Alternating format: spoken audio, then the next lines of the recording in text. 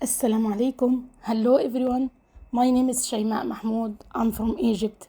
I'm teaching Arabic, Quran, and Tajweed rules for non-native speakers. Arabic is my mother tongue. I also speak English and little bit Spanish. I graduated from Al Azhar University. I teach all ages and all levels. I understand that Arabic learners have different goals for religious reasons, for work, travel, in order to move to an Arab country, and also communication, or even for children or adults who want to learn a new language.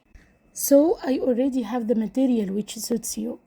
You will learn Arabic with me through online books, videos, games to be able to learn and have so much fun in the same time.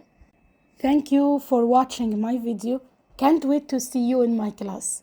Bye. Assalamu alaikum.